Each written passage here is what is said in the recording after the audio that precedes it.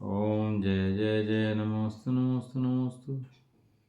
नमो रियंताणं नमो सिद्धाणं नमो आर्याणं नमो वज्राणं नमो लोके सर्वसावणं। मंगलम भगवान वीरो मंगलम गौतमो गणि मंगलम कुंदकुंदादेव जयं धर्मोस्तु मंगलम। सर्वमंगल मांगल्यम सर्वकल्याणकारकं प्रधानं सर्वधर्माणां जयनं जयतु शासनं जयनं जयतु शासनं। नमः समय साराय स्वानुभूत्या चकास्ते चित्स्वभावाय भावाय सर्वभावान्तर्य वन्दितु सर्वसिद्धे धूमशर्मणो वदिं पत्ते वोच्छामि समय पाहुणमणिमो सुध केवली मणिनाम।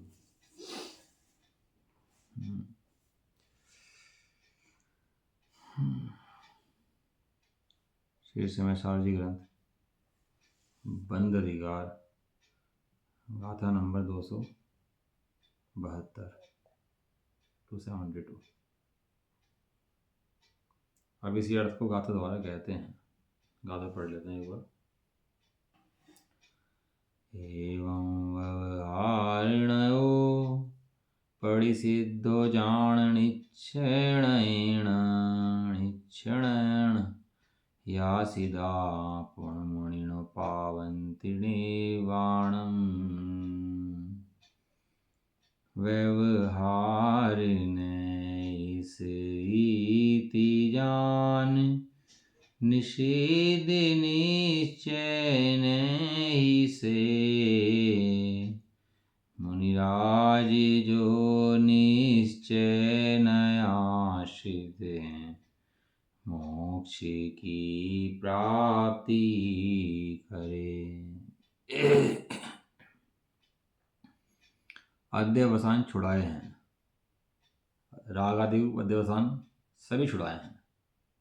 राग से कभी भी राग का नाश नहीं होता। जैसे कीचड़ से कीचड़ नहीं धुलती, रक्त से रक्त नहीं धुलता, ऐसे राग से भी मोक्ष नहीं होता।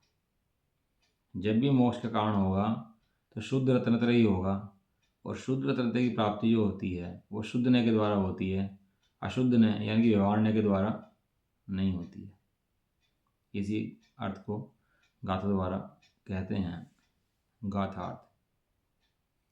इस प्रकार पराश्रित व्यवहार ने निश्चय ने के द्वारा निश्चित ज्ञान और निश्चय ने के आश्रित मुनि निर्वाण को प्राप्त होते हैं। बहुत मुख्य गाथा है, भ्रांतियाँ मिटाने वाली गाथा है।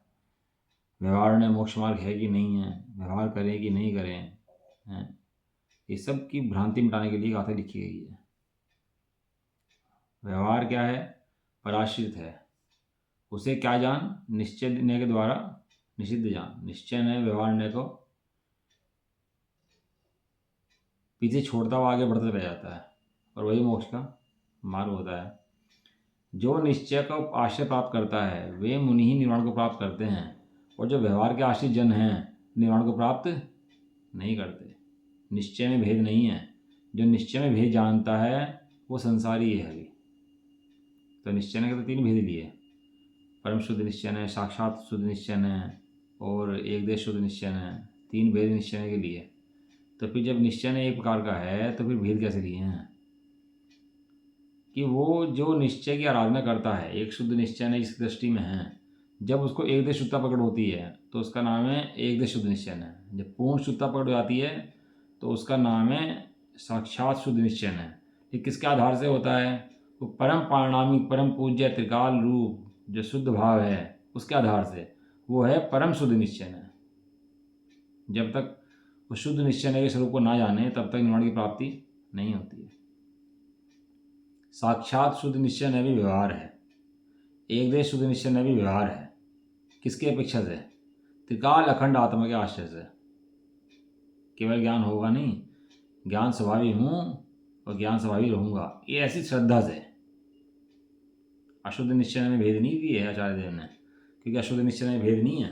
राग कितना बड़ा हो जाए, कितना बढ़िया राग पाल ले, कितने व्यवहार पाल ले, अशुद्ध निश्चय का विषय है, उसके अंदर कोई भेद नहीं है। जो शुद्धता है जो बढ़ती हुई है उसके अंदर भेद रखे, उसके भेद नाम दिए, भेद देश सर्वदेश इस नाम से। तो जो मुनिराज निर्वाण को प्राप्त करते हैं वे मुनि निश्चय से निश्चय को आश्रित होते हैं। व्यवहार के आश्रित मुनिराज निर्वाण को प्राप्त नहीं होते। ठीक है। आत्म आश्रित अर्थात स्वय आश्रित निश्चय न है।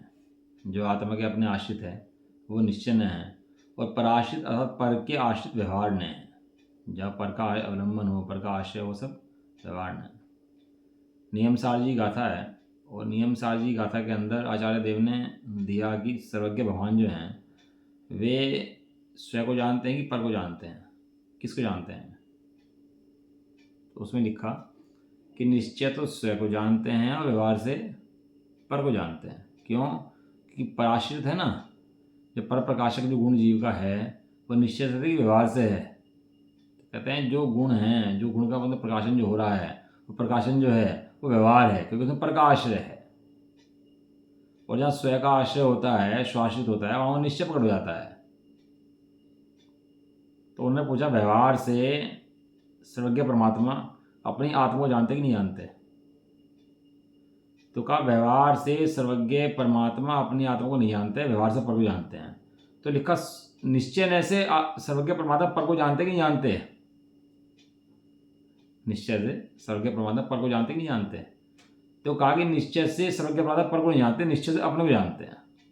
इसलिए कहा जहाँ स्वयं प्रकाशक है, जहाँ अपने श्रद्धान ज्ञान चारित्र निर्मल गुणों का भंडार आत्मा है, जहाँ उसका प्रकाशन है, जहाँ उसकी दृष्टि है, जहाँ पर वो भगवान है, वो तो स्वाश्रित है। और जो परे है वो पराश्रित है। एक मार्ग, एक लक्ष्य होता है, एक मार्ग होता है। दो चीज़ें होती हैं, लक्ष्य और मार्ग। मार्ग का जो ग्रहण होता है वो मार्ग छोड़ने के लिए होता है, और लक्ष्य का जो ग्रहण होता है वो लक्ष्य को प्राप्त करने के लिए होता है। कि जब आपके आए थे कि रास्ता कैसा था? कि रास्ता वैसे बहुत बढ़िया था, आपके आने का रास्ता एकदम बढ़िया। हमारा इतना मन लगा, हम रास्ते में बैठ गए, हम तो वहीं टिक गए, वहीं से वापस चले गए। ऐसा कभी होता है कि बहुत बढ़िया हाईवे, खुला हाईवे, रास्ते में रुक भी जाएगा ना, तो रुकने के लिए रुकता है कि चलने के लिए रुकता है?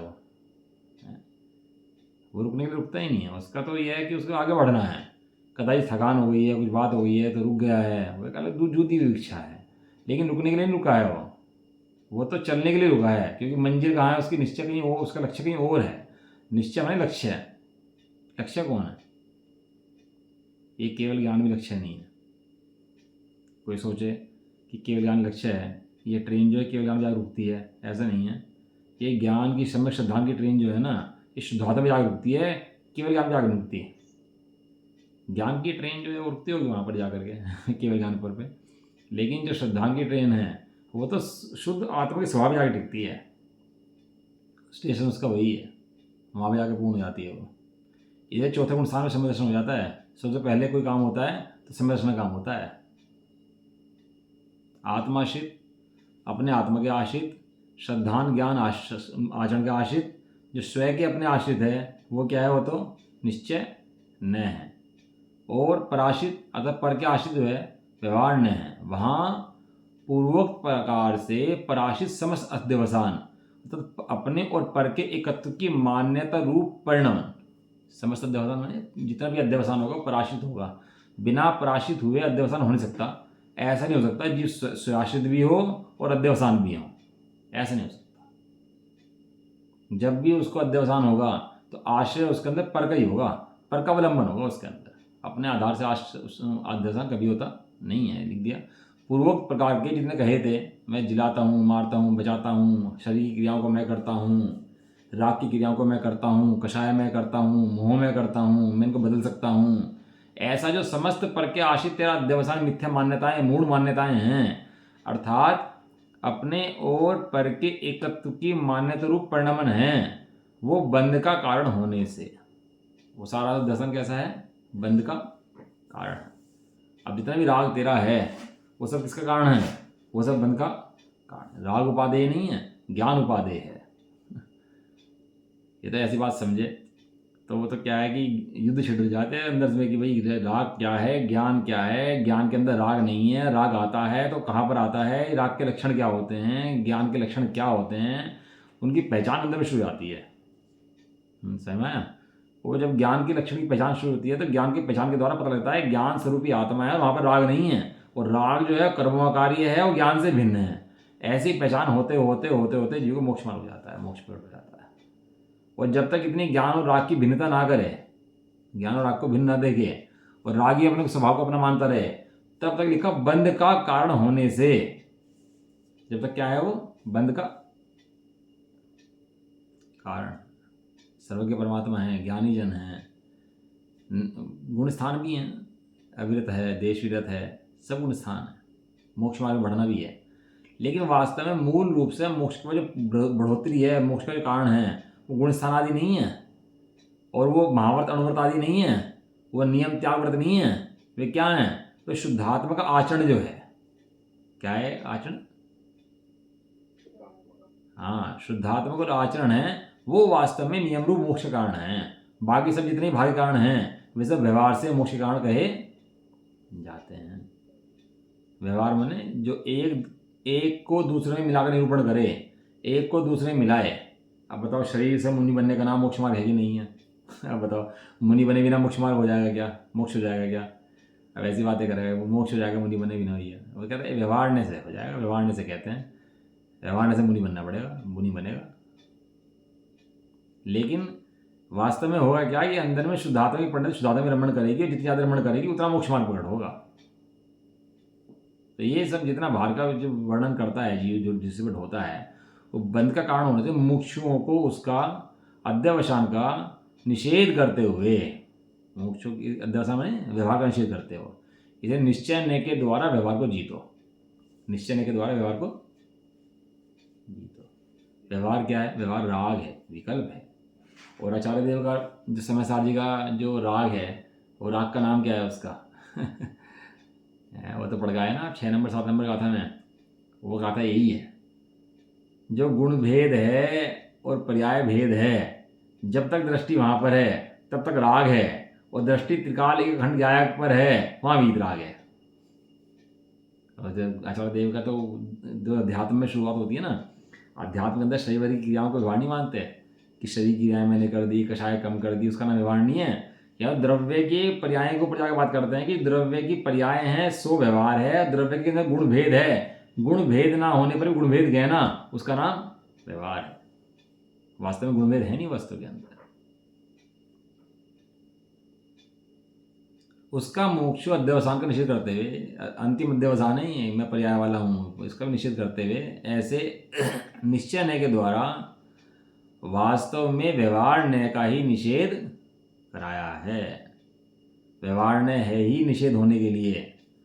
मटर का छिलका घर में लाए हैं, छिलका काहे के लिए लाए? रखने के लिए कि फेंकने के लिए? लाए क्यों थे फिर जब फेंकना था तो? मटर थी उसके अंदर। केले का छिलका घर में लाए रखने के लिए कि फेंकने के लिए? भाई इतनी सुरक्षा इसने करी है केले की, हाथ थोड़े देने से भी रखो अपने घर पे। कितनी देर लगाते हैं फेंकने में उसको? कितना समय लगता है? मतलब उससे अलग होते ही कूड़ा है। जब तक केले के साथ है तो केले का नाम है, और केले से अलग होते ही क्या है? वो केला है और छिलका है, कूड़ा है। ऐसे ही व्यवहार ने का निषेध कराया है। वो क्या समझता है नहीं ज्ञानी जी, देखता है ज्ञानी क्रियाएं वाने पूजा पाठ की तो वैसी क्रियाएं करना शुरू कर देता है, उसको धर्म मान लेता है। निश्चय ने के द्वारा मतलब निश्चय, व्यवहार ने का निषेध, व्यवहार ने का निषेध ऐसे नहीं करना कि व्यवहार का निषेध कर दिया। व्यवहार ने का निषेध किसके द्वारा करना? निश्चय ने के द्वारा निषेध करना। ऐसा नहीं कि कैसे भी निषेध करने बैठ जाए उसको। निश्चय के द्वारा मतलब शुद्धात्मा में रमणता पूर्वक, क्योंकि व्यवहार ने की भी पराश्रितता समान ही है। जैसे अध्यवसान पराश्रित है, उसके बाद व्यवहार ने पराश्रित है, उसमें अंतर नहीं है। मतलब व्यवहार ने कहो कि अध्यवसान कहो, दोनों एक बात है, क्योंकि दोनों पराश्रित हैं। सूत्र जो है ना, स्वाश्रितो निश्चय पराश्रित व्यवहार, ये कई जगह आचार्य ने प्रयोग करा। ये जो प्रयोग करा ना आचार्य ने इसका, पराश्रित व्यवहार। अब मति ज्ञान जो है स्वाश्रित है कि पराश्रित है, तो परोक्ष ज्ञान के अंदर लिया। परोक्ष ज्ञान में क्यों लिया? ये जो प्रकाश से वो परोक्ष ज्ञान होता है, उसको बोलते हैं परोक्ष ज्ञान। आपने शास्त्र में पढ़ लिया कि वो शुद्धात्मा ऐसा है ऐसा है, शास्त्र पढ़ लिया, टीका याद कर ली, बहुत याद कर, सब याद कर लिया, तो शुद्धात्मा का अनुभव उसके अंदर से आया कि नहीं आया शास्त्रों में से? कि भैया व्यवहार है कि निश्चय है, कि ये जो पढ़ना लिखना है तो व्यवहार है, पराश्रित है, व्यवहार है, निषेध योग्य है। किसके द्वारा? कि जो लिखा है उसके अनुभव के द्वारा। जहाँ शुद्धात्मक अनुभव करा वहाँ पर सब व्यवहार ने गौण हो जाता है। और इस प्रकार से यह व्यवहार ने निषेध करने योग्य ही है, क्योंकि आत्माश्रित निश्चय नय का आश्रय करने वाले ही कर्मों से मुक्त होते हैं, और पराश्रित व्यवहार नय का आश्रय तो एकांततः मुक्त नहीं होने वाले अभव्य भी करता है।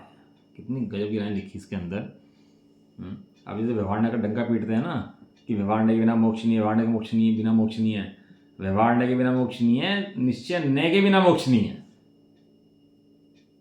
व्यवहार नय की क्रियाएं तो कम हो ज़्यादा हो चल जाएंगी, लेकिन निश्चय के अंदर बिल्कुल भी कॉम्प्रोमाइज चलेगा नहीं। इसलिए जो आत्मा का आश्रय करते हैं वे निश्चय कर्मों से मुक्त होते हैं, और जो व्यवहार नय का आश्रय करते हैं वे कर्मों से कभी मुक्त नहीं होते। लिखा एकांत तय। एकांत शब्द का मतलब पता क्या होता है? एकांत शब्द का मतलब कभी नहीं। एकांत शब्द का मतलब क्या होता है? कभी नहीं। अब इतनी देखो भीड़ लगी हुई है एकांतवादियों की, व्यवहाराभासियों की। अब व्यवहाराभासियों के तो भैया पहले तो अन्यमति जो है उनकी भीड़ है, और अपने यहाँ भी व्यवहाराभासी की बहुत भीड़ है। और जो निश्चय के कथन करने वाले पढ़ने वाले हैं उनके तो कुछ सुनना पढ़ना बहुत कम लोग पसंद करते हैं कि उससे निषेध कर देते हैं उसका। वो निषेध नहीं करता, उसका मोह का निषेध करा देता है। वो अभव्य भी कर लेता है व्यवहार का सिद्धांत। व्यवहार का सिद्धांत तो कहाँ तक पहुँच जाता है? वो 9वें ग्रह को पहुँच जाता है। व्यवहार की अंतिम सीमा कौन सी है? व्यवहार की अंतिम सीमा जो है वो 9वां ग्रह है। इसे निश्चय नय को कहा नयाधिराज है, और व्यवहार नय तो उसके पीछे पीछे भागता है।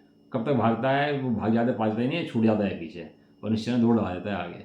जो शुद्धात्मा की दौड़ लगाते हैं ना, जो चढ़ते हैं वे आगे बढ़ जाते हैं, और जो अभव्य होता है ना, जो व्यवहार नय का आश्रय पकड़ता है, वो संसार में अटक जाता है, पकड़ लेते हैं उसको।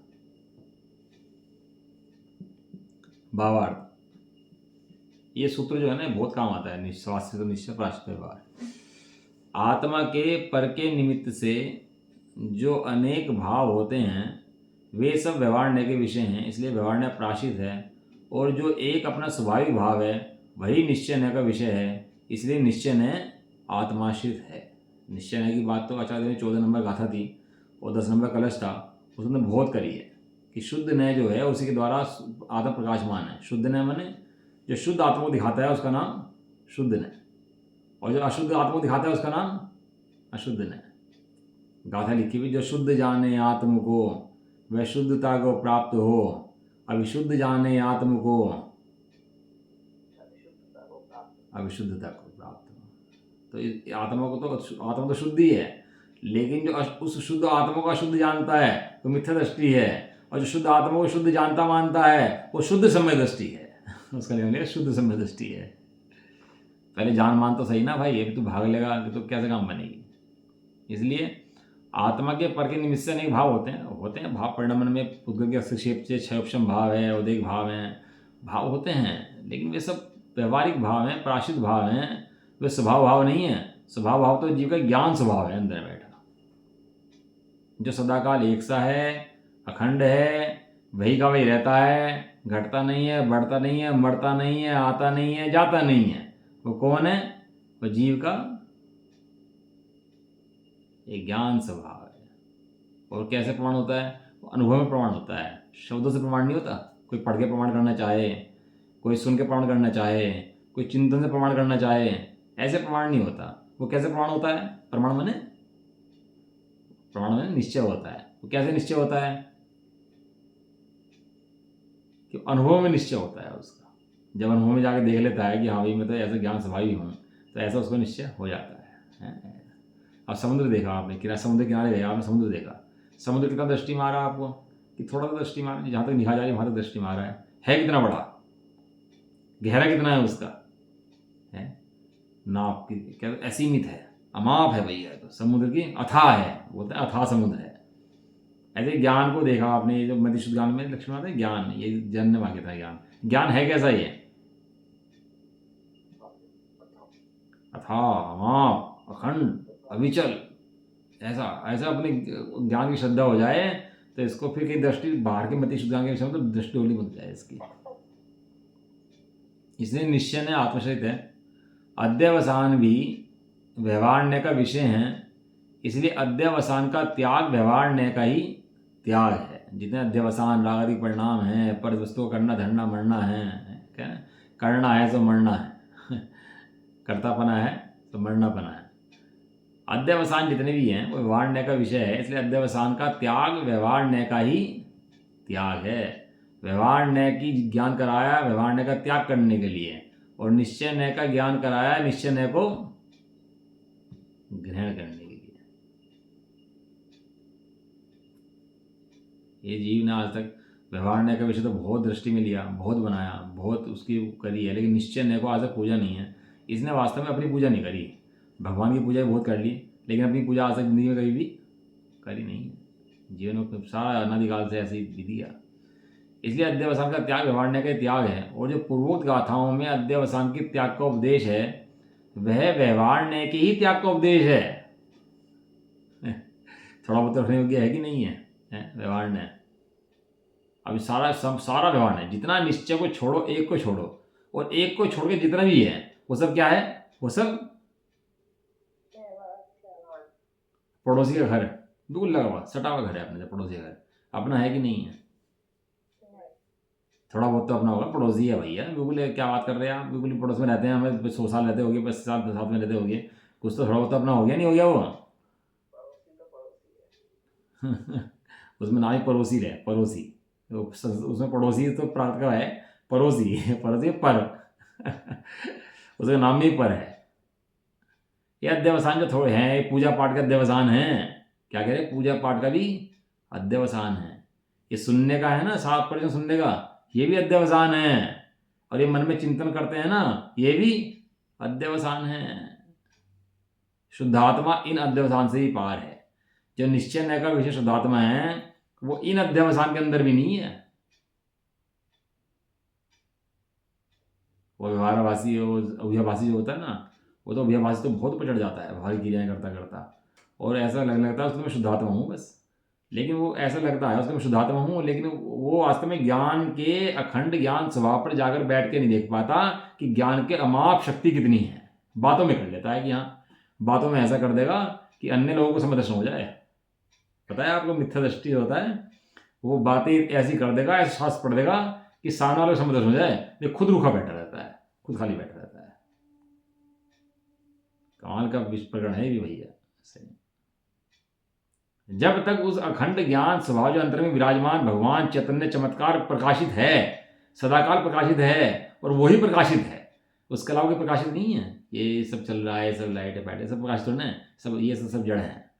प्रकाशमान कौन है यहाँ पर? एक चेतना प्रकाशमान जो अखंड चैतन्य पुंज अंदर में बैठे हम जो विराजमान है, मैं भगवान आत्मा चेतनता का पुंज, ज्ञान का पुंज जो है, उस पर दृष्टि नहीं देता, और बाहर में दृष्टि दे देकर सोचता है कि मुझे बस धर्म हो गया, धर्म हो गया। इससे धर्म नहीं होता भैया। जो स्वाश्रय है, जो अंदर में अखंड चैतन्य मूर्ति आत्मा है, असंख्यात प्रदेशी है, एक एक प्रदेश के अंदर ज्ञान आनंद भरा पड़ा है, वो जो उस पर दृष्टि जाती है अनंत आनंद पर, तब जाके वो उसको पता लगता है कि मैं कौन हूँ, तब जाकर धर्म शुरू होता है। इसका नाम है स्वाश्रित हो, अपना आश्रय पकड़ भाई। और ऐसा नहीं पकड़ता अनंत आनंद का पुंज को, तो भार में डोलता रहता है। वो वचन की क्रियाएं कर ले, मन के चिंतन कर ले, शास्त्र पढ़ ले, तीर्थ यात्रा कर ले, वंदना कर ले, देवादि की प्रतीति कर ले, तो भी सम्य दर्शन का अधिकारी नहीं। और जो आत्मनुभव करने वाला, इनके बिना भी मोक्ष का अधिकारी है। छोड़ देगा भैया, ऐसी बात मत करो, हैं? भैया छोड़ दिया तो, ये तो शब्द बड़ा खतरनाक है। भैया ऐसी बात मत करो, छोड़ दिया तो, उसे मंदिर जाना छोड़ दिया तो, उसे शास्त्र पढ़ने छोड़ दिया तो, उसे चिंतन करना छोड़ दिया तो अब चिंतन मोक्ष कर जाकर कर क्या रहा है अभी वो? अभी भला थोड़ा कर रहा है अपना। सच्ची बात सुन के हो सकता है हजारों में से एक निकले, एक सुधरे, लेकिन हमें तो वो एक चाहिए, हमें 1000 नहीं चाहिए तो झूठ के लिए डंका बजा रहे हैं। हमें एक सत्य व्यक्ति चाहिए जो कह रहा है कि हाँ वास्तव में यही आत्मा है, ऐसा ही आत्मा है, और वास्तव में मैं अखंड चैतन्य मूर्ति आत्मा हूँ और हूँ।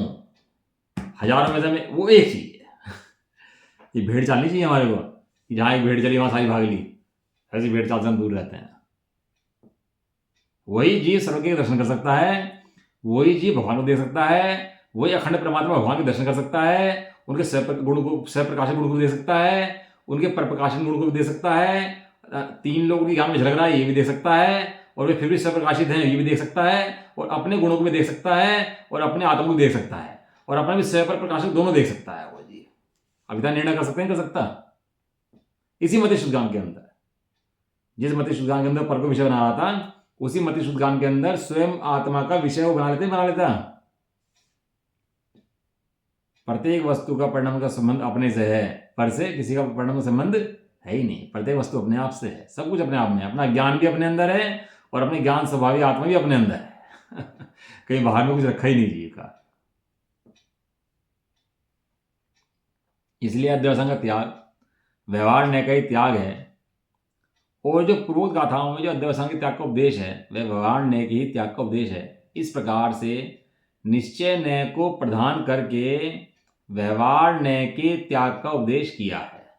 निश्चय न्याय के को प्रदान करो, व्यवहार न्याय को गौण करो, निश्चय को प्रदान करो, व्यवहार न्याय को गौण करो, यही प्राप्ति की विधि है, अन्य विधि प्राप्ति की विधि नहीं है। इसका कारण यह है कि जो निश्चय न्याय के आश्रय प्रवृत्ति हैं वे ही कर्मों से मुक्त होते हैं। ये क्या है ना, शास्त्र पढ़ने सुनते हैं ना तो पढ़ सुनने याद पड़ जाती है, पढ़ते हैं पढ़ने याद पड़ जाती है, वो ज्ञान जो ग्रहण कर लेता है, आद भोजन करता है ज्ञान, वो एक याद पकड़ लेता है, अपने ज्ञान स्वभाव की याद नहीं पकड़ेगा, बाकी बाहर कुछ भी वो पकड़ लेगा, सुनने की, पढ़ने की, चिंतन की, है वो तीर्थ यात्रा की, वंदना की, पूजा की, पाठ की क्रियाएं तो पकड़ लेगा, लेकिन जो अंदर में जो पकड़ना था उसको, जो ज्ञानी क्रिया है जिसको पकड़ के मोक्ष मार्ग था वो नहीं पकड़ पाता। क्यों? वो वास्तविक मोक्ष मार्ग है ना, इसलिए पकड़ नहीं आता, मोह के उदय से वो पकड़ में नहीं आता, और बाकी सब क्रियाएं कर लेता है बाहर में, लेकिन वो अखंड चैतन्य मूर्ति आत्मा जब तक ना पकड़े तब तक मोक्ष मार्ग नहीं होता, तब तक मोह नहीं आता। वो 6 महीने 8 समय में 608 जीवों को ही होगा अनंत में से, और सुन तो बहुत लेंगे लेकिन निकलेंगे 608 ही, इससे ज़्यादा निकलने की व्यवस्था ही नहीं है। ये दुर्लभ है, इसलिए यही दुर्लभ है, एकमात्र यही दुर्लभ है। व्यवहार ने तो जीव ने अनंतवार कर लिया, लिखा ना व्यवहार ने, तो पीछे लिखा ना कि एकांतते व्यवहार ने तो अभव्य ने अनंतवार कर लिया, भी तो आया पीछे लिखा था, अभव्य ने अनंतवार कर लिया व्यवहार ने, लेकिन अनंतवार करने के बाद मोक्ष मार्ग क्यों प्राप्त नहीं हुआ? क्योंकि स्वयं का आश्रय ग्रहण नहीं करा। मैं परिपूर्ण हूं, एक हूं, समर्थ हूं, मेरा शुद्धात्मा मुझे मोक्ष में ले जाने में समर्थ कारण है। एक समर्थ कारण होता है, एक असमर्थ कारण होता है। समर्थ कारण कौन होता है? जो समर्थ होता है, निकाल सकता है, ले जा सकता है। मेरा शुद्धात्मा मोक्ष मार्ग में समर्थ कारण है, आगे आगे चलता है। इस प्रकार निश्चय न्याय को प्रदान किया और व्यवहार न्याय के त्याग का उपदेश किया है। अब कहीं भटकने की जरूरत नहीं है कि कुछ कहे। सर्वज्ञ देव के, हमारे कुंदकुंदाचार्य देव के इस सिद्धांत हमारे सामने है। उसका कारण यह है कि जो निश्चय न्याय के आशय से वर्तते हैं वे ही कर्मों से मुक्त होते हैं, और जो एकांत से व्यवहार न्याय के आशय से प्रवृत्ते हैं वे कर्मों से मुक्त नहीं होते, एकांत से। और जो एकांत निश्चय आश्रय करते हैं वे कर्मों से मुक्त होते ही हैं। डरने की जरूरत नहीं है, घबराने की जरूरत नहीं है बिल्कुल भी। कर्मों से मुक्त होने की यही विधि है। अनादिकाल पहले भी यही विधि थी, आज भी यही विधि है, अनंत काल भी यही विधि रहेगी। आज माने तो अनंत काल बाद माने तो एक ही मार्ग है, वही निकल लेगा। इसका वो पढ़ लेते हैं, जैसे नजारे की टीका है, पेज नंबर 640 है ना, गाथा नंबर 251। इसके बाद अभेद रतंत्रात्मक, अब तक तो बात चली थी अध्यवसान की, कि अध्यवसान कैसे कैसे होता है, क्या अध्यवसान होता है, कि जीव मारता हूँ, जिलाता हूँ, बचाता हूँ, मैं कर सकता हूँ, हाथ दिला सकता हूँ, हैं। और स्वामी जी ने जब कहा ना पेट्रोल से गाड़ी चलती नहीं है, कैंची से कपड़ा कटता नहीं है तो समाज में हंगामा मच गया, मजाक बनाने लगे लोग कि देखो देखो इनकी सोनगढ़ की गाड़ी जो है ना वो पेट्रोल से चलती, पानी से चलती है। अरे भैया सिद्धांत समझ भाई, किस लिए समझा रहे हो सिद्धांत। इसके बाद अभेद रतंत्र है। अभेद रतन माने जब अभेद की बात करते हैं तो वहां एक की बात करते हैं, एक के अंदर अभेद होता है, यानी कि अभेद माने अभेद रतंत्र माने एक शुद्धात्मा का श्रद्धान ज्ञान चाहे तो एक का, उसका नाम है अभेद रतंत्र है। रतंत्र भेद रूप होता ही नहीं है, जहां भेद रूप होता है उसका नाम व्यवहार होता है। और रतंत्र वास्तव में जो होता है वो शुद्धात्मा का श्रद्धान ज्ञान आचरण रूप ही होता है। अभेद रत्नात्मक निर्विकल्प समाधि रूप निश्चय न से विकल्पात्मक व्यवहार न का निषेध किया है। विकल्प, जो विकल्प बनते हैं ना जीव को, बाहर में जो विकल्प बनते हैं वे सब गेय हैं, वे सब शुद्धात्मा नहीं उनके अंदर। शुद्धात्मा क्या है? अभेद रत्न रूप सिद्धांत ज्ञान चारित्र रूप शुद्धात्मा है, और वे सब उस निश्चय के द्वारा व्यवहार का निषेध करने योग्य है। शुद्धात्मा यहाँ पढ़ना शास्त्र के अंदर, लेकिन यहाँ देखना अपने अंदर। समझ में आया? शुद्धात्मा पढ़ना ये व्यवहार का विषय है, और शुद्धात्मा देखना ये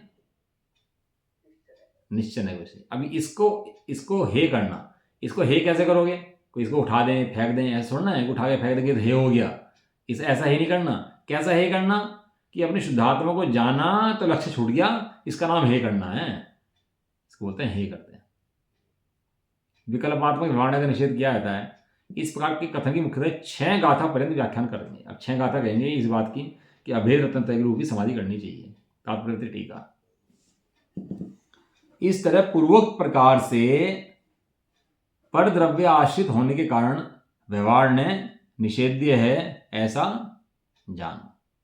जितना व्यवहार ने भैया वो सब क्या है? वो पर द्रव्य का आश्रित है। बिना पर द्रव्य का आश्रित व्यवहार ने घटता नहीं है।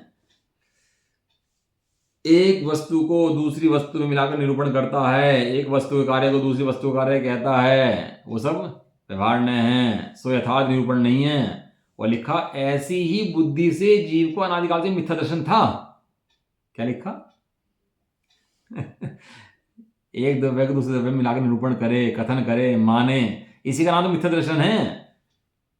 तो व्यवहार ने में ऐसा कथन क्यों करा है? व्यवहार ने में कथन करा है, व्यवहार ने को छुड़ाने के लिए करा है। और तू व्यवहार ने को ग्रहण करता है, कह करके उपाधि करा है। तो ज्वाणी ने पहले कह दिया व्यवहार ने भूतार्थ है, सत्यार्थ है, ग्रहण करने योग्य नहीं है। जितना भी कथन करा जा रहा है वह सब छोड़ने योग्य है। जब पहले ही कह दिया है तो ये बात क्या रहेगी? कोई रिश्ता है ना लड़के का, कहने लगा जी लड़का रिश्ता है। कहने लड़का कैसा है? लड़का जी बहुत बढ़िया है। बुलाओ लड़के को। हाँ भाई बताओ, नौकरी बढ़िया, और कुछ ये बढ़िया, और कुछ ये बढ़िया। कहने सब बढ़िया। क्या कमी है तुम्हारे अंदर? कि हाँ जी एक कमी है बस। कहना है क्या? कहना मैं दिन में एक झूठ बोलता हूँ, बस एक बार झूठ बोलता हूँ, बस ये कमी है, हैं? तो कहने लगे जी चलो ये तो स्वीकार है, कोई बात नहीं, शादी होगी। तो शादी में कहने लगे जी वो तो भिखारी था, कंगाल था, कि तू तो कह रहा था भैया ये है ये है ये है। तो सब कहाँ गया कि भाई साहब मैंने आपसे कहा था मैं दिन में एक झूठ बोलता हूँ, वो झूठ वही था। वो मैं जो बोल रहा था ना वो सब तो झूठ बोल रहा था, वो झूठ पहला झूठ मेरा वही था बस। अब बात सारी बात, जब पहला झूठ बोल गया तो बाकी सारी बातें सब झूठ। राग में धर्म होता है, पहले झूठ बोल दिया ना, क्या उसने कह दिया ना व्यवहार ने कि भैया मैं झूठ बोलता हूँ, ऐसा सत्यार्थ हूँ अभूतार्थ हूँ। अब सत्य मान ले और शादी कर दे लड़की की तो लुटेगा पिटेगा कौन भाई? तो कह तो रहे हैं व्यवहार ने भूतार्थ है, असत्यार्थ है, निषेध योग्य है, कैसे कहेंगे? स्पष्ट कह रहे, लिखा ना पराश्रित पर द्रव्य आश्रित होने के कारण व्यवहार ने क्या है? निषेध्य है, निषेध करने योग्य है। एक हाथ में ढाल होती है, एक तलवार होती है। ढाल होती है रक्षा के लिए, तलवार होती है काटने के लिए। निश्चय नहीं कि तलवार से व्यवहार का निषेध कर दे, सब काट दे। ऐसा निषेध्य है ऐसा जानना। प्रश्न किसके द्वारा निषेध्य है? ऐसा क्या करें निषेध कर दें? खाली निषेध से नहीं, ग्रहण पूर्वक त्याग करना व्यवहार ने का। कैसे करना? ग्रहण करके। तो ग्रहण कैसे करना? तो कह रहे हैं किसके द्वारा निषेध्य है? शुद्ध आत्म द्रव्य आश्रित निश्चय नय के द्वारा निषेध्य है। कैसे निषेध करने योग्य है? अपनी आत्मा में जाके बैठे तो निषेध करने योग्य है, नहीं तो व्यवहार ने, यदि तू बाहर में है तो कहेंगे व्यवहार ने स्थापना करने योग्य है। किस कारण से निषेध्य है? उत्तर कहते हैं क्या कारण है ऐसा निषेध क्यों करना चाहिए उसका? तो उत्तर दिया उसका कि निश्चय नय के आश्रय से जो मुनिराज हैं, मुनिजन हैं, वे निर्वाण को प्राप्त करते हैं। इस कारण से व्यवहार ने निश्चय द्वारा निषेध्य है। व्यवहार ने के द्वारा आज तक किसी को मोक्ष प्राप्त हुआ नहीं है, और ऐसा कोई जीव नहीं है जो निश्चय का आश्रय करा हो जो मोक्ष न पहुंचाओ। ऐसा कोई जीव नहीं है। इसलिए परम हितकारी परम कार्य जानकर निश्चय नहीं भी पूजा करो। निश्चय ने परम पूज्य है। कुछ विशेष यह है कुछ विशेष का कर रहे हैं, खुलासा कर रहे हैं, कह रहे हैं यद्यपि प्राथमिक अपेक्षा से अर्थात सविकल्प अवस्था में निश्चय का साधक होने से व्यवहार प्रयोजनवान है, तथापि विशुद्ध ज्ञान दर्शन स्वरूप शुद्धात्मा में स्थित जनों को निष्प्रयोजन है। ऐसा लिया शुरू में। हस्तावलंबन है। हस्तावलंबन है मैंने, जैसे किसी ने कुएं में गिर गया और रस्सी गिरी तो रस्सी पकड़ के लटक के ऊपर आ जाएगा, वो जब ऊपर आ जाएगा तो रस्सी पकड़ेगा फिर छोड़ देगा। ऐसा हस्तावलंबन, जैसे आपने किसी को हाथ दिया, गिरते हुए को हाथ पकड़ा दिया और हाथ से गिरा था और हाथ से खींच लिया उसको, तो जितने तक खींचा तब तक प्रयोजनवान है, और जैसे ऊपर आ गया उसके बाद निष्प्रयोजन है।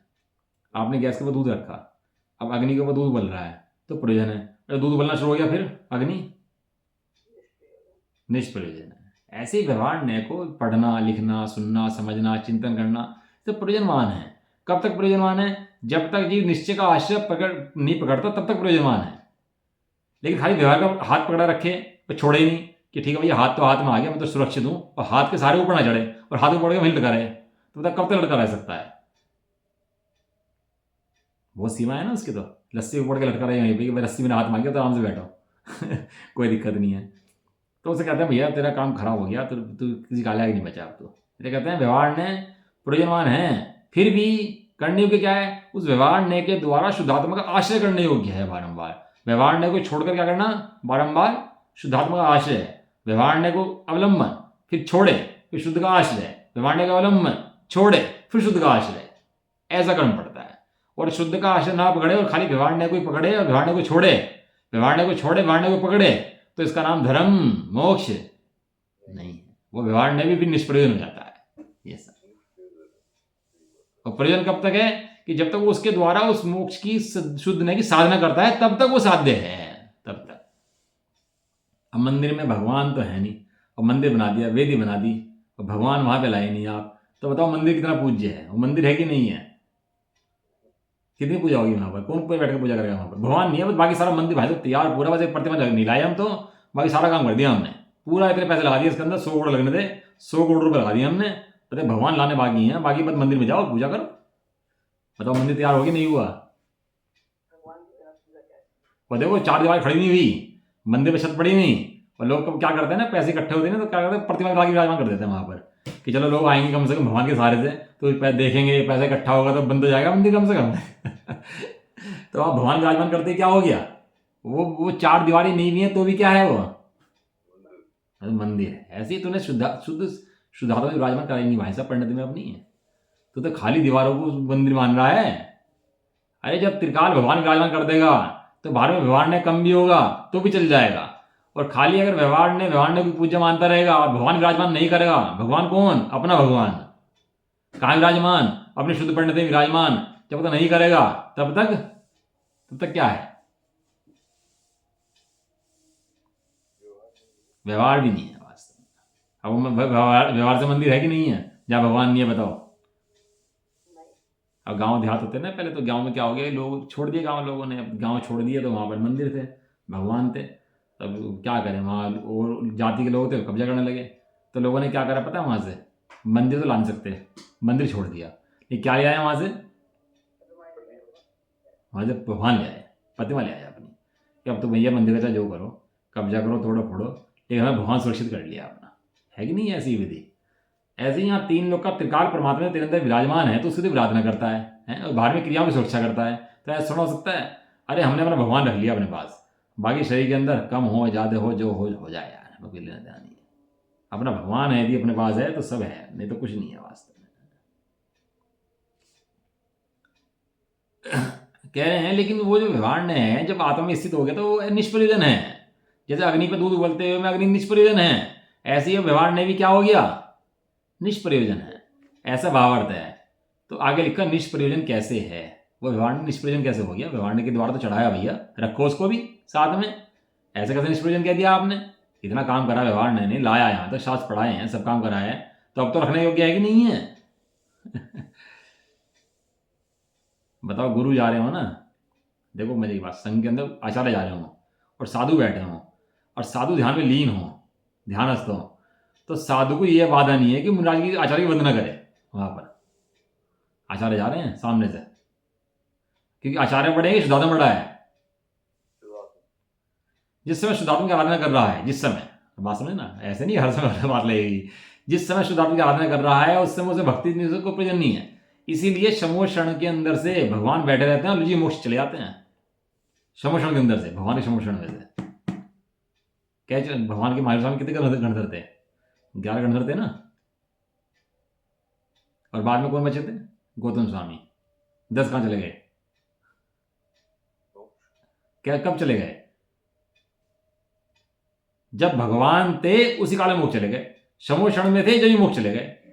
तो शमोषण में जब बैठे तो दिव्य ध्वनि का लक्ष्य छोड़ दिया, भगवान का लक्ष्य छोड़ दिया।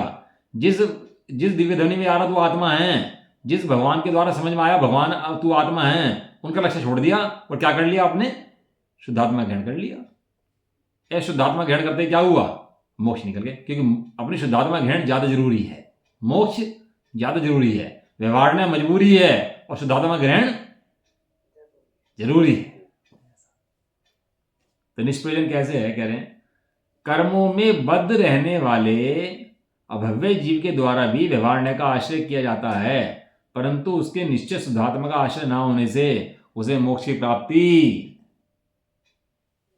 नहीं होती, होनी भी नहीं चाहिए, हो भी नहीं सकती।